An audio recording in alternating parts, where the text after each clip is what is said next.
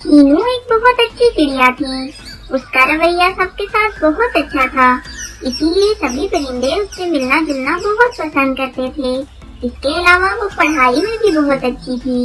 वो दिल लगा के ना ही वो किसी से अच्छे तरीके से बात करती और ना ही घर का कोई काम करती।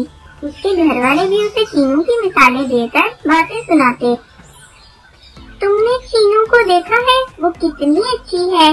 वो हर काम अच्छे तरीके से करती है, पढ़ाई में भी बहुत अच्छी है और लोगों के साथ बात भी बहुत अच्छे तरीके से करती है। और एक तुम हो, तुम किसी काम को अच्छे से नहीं करती, ना ही अच्छे नंबर लेती हो, ना ही मेरे साथ खेलती हो। हाँ, बबली बिल्कुल सही कह रही है। तुम किसी काम की नहीं हो, ना तुम घर के कामों में मेरा हाथ बटाती हो, ना ही किसी से अच्छे तरीके से बात करती हो। मुन्नी ये सब बातें सुनकर बहुत गुस्से में आ जाती। वो चीनू से बहुत हसद करने लगी थी। इस चीनू की बच्ची ने तो पता नहीं क्या जादू कर दिया है सब पे। हर कोई बस चीनू चीनू ही करता रहता है।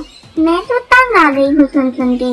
ये चीनू की बच्ची किसी दिन मुझे मिले तो मैं तो इसको जान से ही मार दूं। मुन्नी के दिल में चीनू के लिए हसद बढ़ता जा रहा था। वो दिन ब दिन चीनू से मजीद हसद करने लगी थी। अब उनके फाइनल एग्जाम शुरू होने वाले थे। चीनू हमेशा की तरह दिल लगा के पढ़ाई कर रही थी। वो सुबह शाम बस पढ़ाई ही करती रहती। मुन्नी जानती थी कि इस बार भी वो हमेशा की तरह अच्छे नंबर ले लेगी और मुझे सबकी बातें सुननी पड़ेगी। इसीलिए वो सोचती है, बस बहुत हो गया, इस बार तो मैं ऐसा नहीं होने दूंगी। इस चीनू की बच्ची को तो मैं सबक सिखाऊंगी। ये हमेशा अच्छे नंबर ले लेती है और मुझे सबकी बातें सुननी पड़ती हैं। यही सोचकर वो चीनू के पास जाती है और उससे कहती है, चीनू बहन, मुझे आपसे एक काम है आज। हाँ बोलो मुन्नी, क्या काम है तुम्हें? दरअसल चीनू बहन, अम्मी ने मुझसे सब्जी मंगवाई थी और सब्जी वाला थैला मुझसे नदी में गिर गया। अम्मी का तो आपको पता है ना, वो कितनी सख्त है। अगर उन्हें पता चल गया तो वो मुझे बहुत डांटेगी, बहुत मारेगी। सब्जी वाला थैला नदी में सामने ही नजर आ रहा है। अगर मेरी कोई मदद करे तो मैं उसे आसानी से निकाल सकती हूँ। क्या आप मेरी मदद करेंगी? हाँ मुन्नी, क्यों नहीं, मैं जरूर तुम्हारी मदद करूँगी। चलो चलते हैं। ये कहकर वो दोनों नदी की तरफ चल पड़ती हैं। नदी की तरफ जाते हुए उन्हें रास्ते में एक बूढ़ा उल्लू मिलता है। अरे बच्चों, कहाँ जा रहे हो तुम लोग? बाबा जी, मुन्नी का सब्जी वाला थैला नदी में गिर गया, बस वही लेने के लिए जा रहे हैं। क्या तुम लोग नदी की तरफ जा रहे हो? उस नदी की तरफ तो बड़े बड़े परिंदे जाने से डरते हैं। तुम लोग तो छोटी छोटी चिड़िया हो। उस नदी में तो बहुत खौफनाक और खतरनाक जानवर हैं, मगरमच्छ, शार्क और पता नहीं क्या क्या। लेकिन बाबा जी, मुन्नी को बहुत डांट पड़ेगी। कोई बात नहीं बेटा, मम्मा से तुम लोग माफी मांग लेना, लेकिन नदी की तरफ मत जाओ। एक दफा जान चली जाए तो बात नहीं आती। ये कहकर उल्लू उड़ जाता है। मुन्नी, बाबा जी कह तो सही रहे थे, हमें बड़ों की बात मान लेनी चाहिए। मेरे ख्याल से हमें घर वापस चलना चाहिए। लेकिन चीनू, मुझे अम्मी से बहुत मार पड़ेगी। सब्जी वाला शॉपर तो नदी में सामने ही नजर आ रहा है। हमने कौन सा नदी के अंदर जाना है? प्लीज मेरे साथ चलो। मुन्नी ऐसी बातें करके चीनू को साथ जाने के लिए मना लेती है। चीनू तो पहले ही नरम दिल थी, वो उसकी बातों में आ जाती है और वो दोनों नदी की तरफ चल पड़ती हैं। नदी के ऊपर एक पेड़ था, जिसपे वो दोनों बैठकर सब्जी वाला थैला देखने लगी। मुन्नी, मुझे तो कोई सब्जी वाला थैला नहीं नजर आ रहा। अरे चीनू, थोड़ा आगे होकर तो देखो, वो सामने ही तो पड़ा है। तुम्हें पता नहीं क्यों नजर नहीं आ रहा, आगे होकर देखो तो सही। ऐसे कहते कहते वो चीनू को धक्का देकर पानी में गिरा देती है। बचाओ बचाओ, मुन्नी मुझे ऊपर खींचो। अरे ऊपर खींचने के लिए थोड़ी गिराया है, अब तो यही तुम्हारा आखिरी ठिकाना है। ये कहकर मुन्नी वहाँ से चली जाती है और चीनू को डूबता हुआ छोड़ देती है। चीनू बहुत चीखती चिल्लाती है, बचाओ बचाओ। वहाँ पास से एक तितली गुजर रही थी। उसको जब चीनू की चीखने की आवाजें गई तो वो नदी की तरफ आई। तितली ने चीनू को बचाने की कोशिश शुरू कर दी। आखिरकार वो इस कोशिश में कामयाब हो गई और उसने चीनू को बचा लिया। कुछ देर तो चीनू की हालत बहुत खराब रही, लेकिन थोड़ी देर बाद वो ठीक हो गई। तो तितली ने उससे पूछा, अरे बहन, आप पानी में कैसे गिर गई? इस नदी के पास तो बड़े बड़े परिंदे भी आने से डरते हैं। बस तितली बहन, क्या बताऊं, किसी ने मुझे धोखे से गिरा दिया इस नदी में। लेकिन चीनू बहन, किसने गिराया? मेरी पड़ोसन मुन्नी ने। मैं नहीं जानती थी वो मुझसे इतना हसद करती है कि उसने मुझे मरने के लिए ही छोड़ दिया। आप अगर आज ना आती तो मैं जान से हाथ धो बैठती। आपका बहुत शुक्रिया तितली बहन। नहीं बहन, शुक्रिया की क्या बात है, ये तो मेरा फर्ज था। लेकिन मुन्नी इतनी जालिम है, उसने तुम्हें मरने के लिए ही छोड़ दिया। हाँ, बस मैं नहीं जानती थी उसके दिल में क्या है। चले अब आप ऐसा करें, घर जाते साथ मुन्नी के और अपने घर वालों को बताएं कि मुन्नी ने आपके साथ क्या किया है, ताकि वो लोग उसकी अच्छे से खबर लें। नहीं तितली बहन, मैं उसके बारे में किसी को नहीं बताऊंगी। मेरी जान तो अल्लाह ने बचा ली है, लेकिन मुन्नी हमेशा के लिए जेल में चली जाएगी और मैं ये नहीं चाहती। अरे आपका दिल बहुत बड़ा है, मेरे साथ कोई ऐसा करता तो मैं तो उसको जान से ही मार देती। खैर, आपको मेरी कभी भी जरूरत हो तो बिला झिझक मुझे कह लीजिएगा। तितली और चीनू की अच्छी दोस्ती हो जाती है। तितली चीनू को घर तक भी छोड़कर जाती है। मुन्नी जब देखती है कि चीनू घर आ गई है तो वो बहुत हैरान होती है और बहुत डर जाती है। वो जानती थी कि अब चीनू सबको बता देगी और मैं हमेशा के लिए जेल में चली जाऊंगी। यही सोचकर वो वहाँ से भाग जाती है। चीनू घर पे किसी को कुछ नहीं बताती, लेकिन शाम को मोहल्ले में शोर मच जाता है कि मुन्नी नहीं मिल रही। मुन्नी के घर वाले भी बहुत परेशान हो रहे थे। चीनू को जब पता चलता है तो वो समझ जाती है कि मुन्नी यहाँ से क्यों गायब हुई है। वो मुन्नी को ढूंढने के लिए तितली की मदद लेती है। वो दोनों मिलकर मुन्नी को ढूंढने के लिए जंगल की तरफ चली जाती हैं। सुबह से शाम हो जाती है, लेकिन मुन्नी का कुछ पता नहीं चलता। शाम को थक हार कर जब वो वापस आने का सोचती हैं, तो उन्हें एक गार में से रोने की आवाजें आती हैं। जब वो पास जाकर देखती हैं, तो मुन्नी बैठी वहाँ रो रही थी। मुन्नी उन्हें देखकर डर जाती है, लेकिन चीनू बहुत प्यार से उससे बात करती है। मुन्नी, तुम भागकर यहाँ क्यों आ गई हो? अब इधर उधर भागने से कोई फायदा नहीं है। चलो मेरे साथ घर चलो। नहीं, मैं तुम्हारे साथ घर नहीं जाऊंगी। अगर मैं घर गई तो तुम सबको बता दोगी और मुझे हमेशा के लिए जेल में भेज दोगी।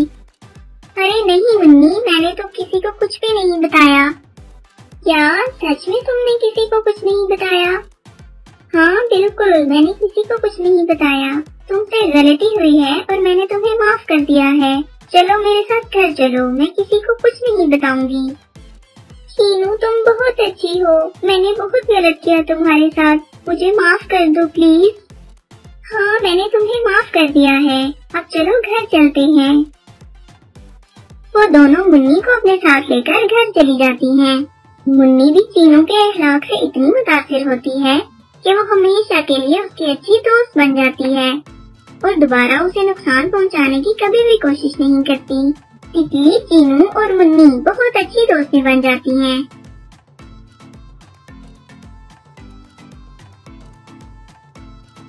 तो ज्यादा सर्दी का मौसम था। चीनू चिड़िया के बच्चे सो रहे थे और वो अपने शोहर के लिए खाना तैयार कर रही थी। चीनू चिड़िया का शोहर बहुत सख्त था, इसीलिए वो बहुत एहतियात से खाना बना रही थी कि कहीं नमक मिर्च ज्यादा या कम न हो जाए।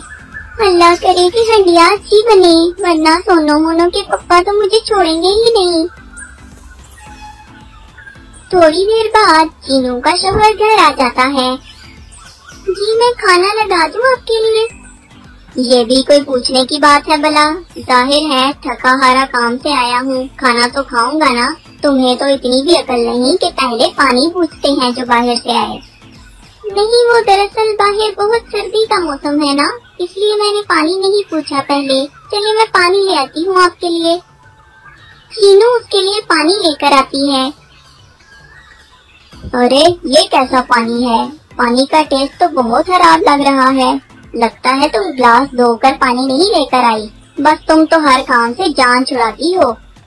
नहीं नहीं जी, मैं तो गिलास धोकर पानी लेकर आई हूँ आपके लिए। हाँ, बस आगे से बहाने बनाने तो तुम्हें बहुत आते हैं। बस इसी तरह उसका शौहर उसकी बेइज्जती करने के बहाने ढूंढता रहता था। चीनू उसके लिए खाना लगाती है और वो खाना खाने बैठ जाता है। जी, आपने बताया नहीं खाना कैसा बना है? हाँ, बस ठीक ही है। अच्छा, मैं अब सोने के लिए जा रहा हूँ। तुम या बच्चे आकर मेरी नींद खराब मत करना। तुम लोग वैसे भी बहुत शोर मचाते हो। ये कहकर बंटी चिड़ा सोने के लिए चला जाता है। सोनू अपनी मम्मा से पूछती है, मम्मा, पापा आपसे हमेशा सच लहजे में बात क्यों करते हैं? ना कभी आपके खाने की तारीफ करते हैं और ना ही कभी खुश होकर किसी से बात करते हैं। बस हर वक्त गुस्से में ही रहते हैं। दरअसल बेटा, तुम्हारे पापा काम से थके हुए आते हैं ना, उनका काम है भी बहुत। सारा दिन काम कर करके वो थक जाते हैं, इसीलिए जरा उखड़े उखड़े से रहते हैं। लेकिन मम्मा, आप भी तो सारा दिन काम करती हैं। आप भी तो सुबह से शाम तक काम ही करती रहती हैं। लेकिन आप तो गुस्सा नहीं करती पापा पे, ना ही हम पे बिला वजह गुस्सा करती हैं। सोनू के सवालों का चीनू के पास कोई जवाब नहीं था। रात को बच्चे सो जाते और चीनू बहुत घंटों तक अपनी शौहर के रवैये की वजह से रोती रहती। पता नहीं सोनू मोनू के पापा इतना गुस्सा क्यों करते हैं। उन्होंने तो मुझसे कभी प्यार से बात नहीं की, हमेशा बस गुस्सा ही करते रहते हैं। उन्होंने तो कभी बच्चियों से भी अच्छे तरीके से बात नहीं की। मेरी बच्चियां भी ये बात महसूस करती हैं। अल्लाह करे कि उनका रवैया हमारे साथ ठीक हो जाए। चीनू इसी तरह हर रात रोते हुए सोती। सुबह मामूल के मुताबिक बंटी चिड़ा काम पर चला जाता है। बाहर दरवाजे पर दस्तक होती है। बाहर दरवाजे पर चीनू की बहन खड़ी थी। चीनू उसको देखकर बहुत खुश हो जाती है। अरे पिंकी, मेरी बहन, तुम्हें देखकर मुझे बहुत खुशी हो रही है। आओ आओ, अंदर आओ। और सुनाओ पिंकी, कैसी हो तुम? मम्मी पापा और चुटकी कैसे हैं? सब ठीक है ना? हाँ हाँ बाजी, सब ठीक है। आपको सब बहुत याद करते हैं। इतना अरसा हो गया है आपसे मिले हुए। बंटी भैया के रवैये की वजह से कोई आपके घर नहीं आता, लेकिन मैंने सोचा कि मैं अपनी बहन को तो नहीं छोड़ सकती, इसीलिए मैं आपसे मिलने के लिए आ गई। हाँ, अच्छा किया ना तुमने। तुम तो जानती हो ना, सोनू मोनू के पापा मुझे कहीं नहीं जाने देते। उनको पसंद नहीं है मेरा घर से बाहर जाना। इसका मतलब बंटी भैया अभी भी वैसे ही हैं। मुझे लगा वक्त के साथ साथ कुछ बदल गए होंगे। नहीं, उनकी आदत का तो तुम्हें पता है, वो कभी नहीं बदल सकते। उनको मैंने समझाने की बहुत कोशिश की, लेकिन वो कभी मेरी बात नहीं समझते, उल्टा मुझसे लड़ने लगते हैं। फिर बच्चियां भी परेशान हो जाती हैं, इसलिए मैं उनसे बात ही नहीं करती इस बारे में। बाजी, तुम भी तो ये घर नहीं छोड़ती ना। तुम्हें कितनी दफा बोला है कि छोड़ो ये घर और सोनू मोनू को लेकर हमारी तरफ आ जाओ। नहीं मेरी बहन, अपना घर छोड़ना इतना आसान नहीं होता। वो अपनी बहन से खूब बातें करके अपना जी हल्का कर लेती है। अच्छा बाजी, अब मैं चलती हूँ, बहुत वक्त हो गया। बंटी भैया वैसे भी मुझे देखकर कोई हाथ खुश नहीं होंगे। आपको तो उनकी आदत का पता है, इसलिए मैं उनके आने से पहले ही चली जाऊँ बेहतर है। आज शाम बंटी चिड़ा अपनी बेटियों के लिए कुछ खिलौने लेकर आता है। सोनू मोनू, आओ देखो, मैं तुम लोगों के लिए खिलौने लेकर आया हूँ। सोनू मोनू पापा की आवाज पर बाहर आती हैं, लेकिन वो खिलौने देखकर कुछ खास खुश नहीं होती। अरे क्या हुआ बच्चों, तुम लोगों को खिलौने पसंद नहीं आए क्या? बस ठीक ही है। इसका मतलब खिलौने तुम लोगों को पसंद नहीं आए। आइंदा नहीं लेकर आऊंगा तुम लोगों के लिए। हाँ ठीक है, मत लेके आना। वैसे भी हम खिलौनों के लिए कोई मरे तो नहीं जा रहे। अरे ये तुम लोग किस तरह बात कर रही हो मेरे साथ? बाप के साथ बात करने की तमीज नहीं है तुम लोगों को? आप भी तो मम्मा से ऐसे ही बात करती हैं हमेशा, आप ही से सीखा है हमने। ये कहकर सोनू मोनू चली जाती हैं। आज बंटी चिड़ी को एहसास होता है कि मेरे बुरे रवैये का असर मेरे बच्चों पर भी हो रहा है। चीनू इस सब से बहुत परेशान हो गई। उसने सोचा कि अब वो बच्चियों का गुस्सा उस पर निकालेगा, लेकिन इस बार बंटी गुस्सा करने की बजाय बिल्कुल खामोश हो गया। हाँ जी, बच्चियों को आपसे ऐसी बात नहीं करनी चाहिए थी। मैं उन्हें समझाऊंगी। पहली बार उन्होंने आपसे ऐसी बात की है। बच्चियाँ समझकर उन्हें माफ कर दें। नहीं चीनू, तुम्हें माफी मांगने की जरूरत नहीं है। मुझे आज एहसास हुआ है कि मेरे बुरे रवैये का असर मेरे बच्चों पर भी हो रहा है। सोनू मोनू तो आज बिल्कुल मेरे लहजे में मुझसे बात कर रही थी और मुझे बहुत बुरा लगा। इसी तरह मैं जब तुमसे बुरे लहजे में बात करता हूँ तो तुम्हें भी बुरा लगता होगा। मुझे माफ कर दो। जी, मैं आपको यही बात तो समझाती थी कि वालिदैन की शख्सियत का बच्चों पर बहुत असर होता है। मैं ये नहीं कहती कि सोनू मोनू ने आपके साथ बदतमीजी करके अच्छा किया है। मैं उन्हें समझाऊंगी, पापा से ऐसे बात नहीं करनी चाहिए। लेकिन अगर हम आपस में अच्छे से नहीं रहेंगे तो बच्चों को हम कैसे सिखाएंगे कि एक दूसरे के साथ अच्छे तरीके से रहना चाहिए। हाँ, बिल्कुल सही कह रही हो। मुझे माफ कर दो। मैं आइंदा तुमसे इस लहजे में कभी बात नहीं करूँगा। बंटी चिड़े को एहसास हो जाता है और वो आइंदा अपनी बीवी बच्चों से कभी बुरे लहजे में बात नहीं करता।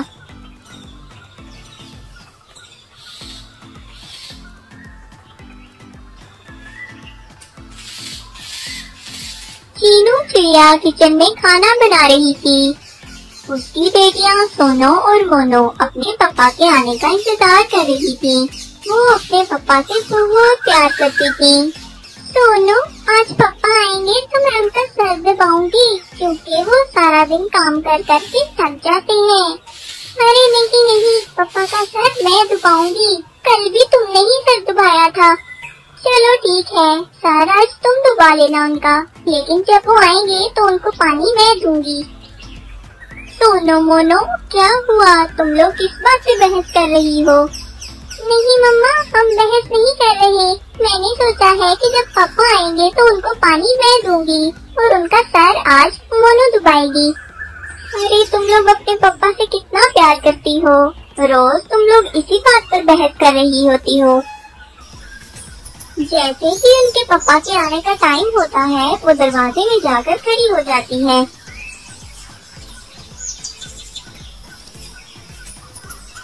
पापा पापा, आप आ गए? पापा आप बैठे, मैं आपके लिए पानी लेकर आती हूँ और मैं आपका सर दबाती हूँ। अरे नहीं बच्चों, तुम लोग तो आते ही मेरी खिदमत में लग जाते हो। अभी बस तुम लोग मेरे पास बैठो, बाद में ले आना पानी। चीनू चिड़िया खाना लगाती है और वो मिलकर खा लेते हैं। उनके घर में बहुत सुकून था। बेटियां अपने पापा से और पापा अपने बेटियों से बहुत प्यार करते थे। हर कोई उनके घर की तारीफ करता।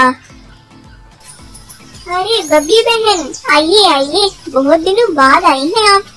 हाँ, बस मैं जरा मसरूफ थी और कुछ घर के हालात भी ठीक नहीं है। अरे क्यों, क्या हुआ बब्बी बहन? अरे चीनू बहन, अब तुमसे क्या छुपाना, तुम तो जानती हो हमारे घर का माहौल कितना खराब है। तीनों के पापा बहुत लापरवाह हैं। इसी वजह से हम दोनों की आपस में लड़ाई हो जाती है और हमारे घर का माहौल डिस्टर्ब हो जाता है। ओहो, ये तो अच्छी बात नहीं है। हाँ, बस क्या करें चीनू बहन, हर किसी के घर का माहौल आपकी तरह नहीं होता। आप लोग तो आपस में बहुत प्यार और मोहब्बत से रहते हैं। बंटी भैया भी आपसे और सोनू मोनू से बहुत प्यार करते हैं और बहुत जिम्मेदार भी हैं। टाइम से काम पर जाते हैं और टाइम से वापस भी आते हैं। मैं तो कहती हूँ हर किसी के घर का माहौल आपकी तरह होना चाहिए। बहुत शुक्रिया बब्बी बहन। अच्छा, मैं अब चलती हूँ, घर पे कुछ काम है, फिर मिलेंगे। आप भी आइएगा सोनू मोनू को लेकर। जी जरूर आऊंगी। इसी तरह हर कोई उनके घर की तारीफ करता और उनकी जिंदगी में बहुत सुकून और खुशियाँ थी। यहाँ दूसरे जंगल में एक कौवा रहता था जिसे शिकार करने का बहुत शौक था। उसके शिकार के शौक की वजह से पूरे जंगल वाले बहुत परेशान थे, क्योंकि वो शिकार करने के चक्कर में इधर उधर तीर चलाता रहता और अक्सर लोग जख्मी हो जाते। इसीलिए सब जंगल के परिंदे मिलकर ये फैसला करते हैं कि हम कौवे के शिकार पर पाबंदी लगा देंगे। अरे कौवे मियाँ, अब ये सब नहीं चलेगा। तुम्हारे शिकार की वजह से आए रोज कोई न कोई जख्मी हो जाता है। कल भी तुम्हारा मारा हुआ तीर मेरी बच्ची को लगने ही वाला था। वो तो शुक्र है कि वो बच गई। इससे पहले कि कोई बड़ा नुकसान हो, हम लोग तुम्हारे शिकार पर पाबंदी लगा रहे हैं। आइंदा तुम इस जंगल में शिकार नहीं कर सकते। अगर तुमने इस जंगल में शिकार किया तो हम सब मिलकर तुम्हें जंगल से बाहर निकाल देंगे। जी सरपंच साहब, आइंदा मैं इस जंगल में शिकार नहीं करूँगा। आपको शिकायत का मौका नहीं मिलेगा। कौवे के शिकार करने पर पाबंदी लग जाती है, लेकिन वो सोचता है शिकार करने पर तो इस जंगल में पाबंदी लगी है ना, मैं साथ वाले जंगल में जाकर शिकार कर लूँगा। यही सोचकर वो अगले दिन दूसरे जंगल में शिकार करने के लिए चला जाता है, जहाँ सोनो मोनो और चीनू लोग रहते थे। अरे वाह, ये तो बड़ा हरा भरा जंगल लग रहा है। यहाँ यकीनन बहुत सारा शिकार मिलेगा। यही सोचकर कौवा हवा में तीर चलाना शुरू कर देता है। इधर बंटी चिड़ा काम से अपने घर को वापस जा रहा था। कौवा तीर चलाता है और एक तीर सीधा बंटी चिड़े को लग जाता है और वो जमीन पर गिरकर तड़पने लगता है। मोहल्ले की एक चिड़िया देख लेती है और वो फौरन सोनो मोनो और चीनू को बुला लाती है। उनका अपने पप्पा को देखकर बुरा हाल हो जाता है। पप्पा, पप्पा आपको क्या हो गया? पप्पा ये कैसे हो गया? बस बेटा, लगता है मेरे जाने का वक्त आ गया है। अब तुम लोगों को अपना ख्याल खुद ही रखना होगा। चीनू, मेरी बच्चियों का बहुत ख्याल रखना। पप्पा, पप्पा आप ये कैसी बातें कर रहे हैं? आप हमें छोड़कर नहीं जा सकते पप्पा। थोड़ी ही देर में बंटी चिड़े की मौत हो जाती है। इधर जब कौवे को पता चलता है कि उसका चलाया हुआ तीर किसी चिड़े को लग गया है, तो वो वहाँ से भाग जाता है। कई दिन गुजर जाते हैं, लेकिन सोनो मोनो और चीनू अभी तक चिड़े की मौत के सदमे से नहीं निकल पाई थी। उनके घर में बिल्कुल खामोशी थी। ना बच्चियां आपस में बात करती, ना ही चीनू उनके साथ कोई बात करती। वो लोग बहुत दुख में थे। पहले जैसा तो कुछ भी नहीं रहा था। ना कोई ठीक से खाना खाता और ना ही आपस में खुशी से बात करता। वो थोड़ी थोड़ी देर बाद चिड़े को याद करके रोती रहती। कौवे को जब से पता चला कि मेरे चलाए हुए तीर से चिड़े की मौत हो गई और उसके घर वाले रोते रहते हैं, तब से वो बहुत शर्मिंदा हो रहा था। उसने शिकार करना भी छोड़ दिया था। मेरे चलाए हुए तीर की वजह से उनका घर बर्बाद हो गया। मुझे सब मना करते थे, लेकिन मैंने शिकार करना नहीं छोड़ा। लेकिन अब मेरे पछताने से उनका बाप वापस तो नहीं आ जाएगा। क्या करूं, कुछ समझ नहीं आ रहा। बस यही सोच सोच कर कौवा हमेशा शर्मिंदा होता रहता। एक दिन उससे रहा न गया और वो चीनू के घर चला गया। वो उनके घर जाकर सारी बात बता देता है। कौवे के बच्चे, तूने हमारे बाप को मार दिया, तुझे जरा शर्म नहीं आई? देखिए, मैंने जानबूझ के आपके बाप को नहीं मारा। मैं तो उस दिन से ठीक से सो भी नहीं पाता। मैं बहुत शर्मिंदा हूँ। मैंने जानबूझ के तीर आपके बाप को नहीं मारा था। लेकिन फिर भी अगर आप मुझे जेल भी भेजना चाहें तो मुझे मंजूर है, लेकिन मैं इस शर्मिंदगी के साथ जिंदा नहीं रह पाऊंगा। आप लोग प्लीज मुझे माफ कर दें। चीनू कौवे की बातों से समझ गई थी कि वो बहुत शर्मिंदा है और उसने जानबूझकर तीर चिड़े को नहीं मारा था। कौवे भैया, हमारी किस्मत में तो ये दुख लिखा हुआ था, लेकिन आपको भी कोई ऐसा शौक नहीं पालना चाहिए था जिससे लोगों का नुकसान हो। अब आपको जेल भेजने से हमें क्या फायदा? मुझे मेरा शौहर और इन बच्चियों को इनका बाप दोबारा तो नहीं मिल सकता ना? चाहे हमने आपको माफ किया। चीनू चिड़िया और उसकी बेटियां कौवे को माफ कर देती हैं। कौवा ये सुनकर बहुत खुश हो जाता है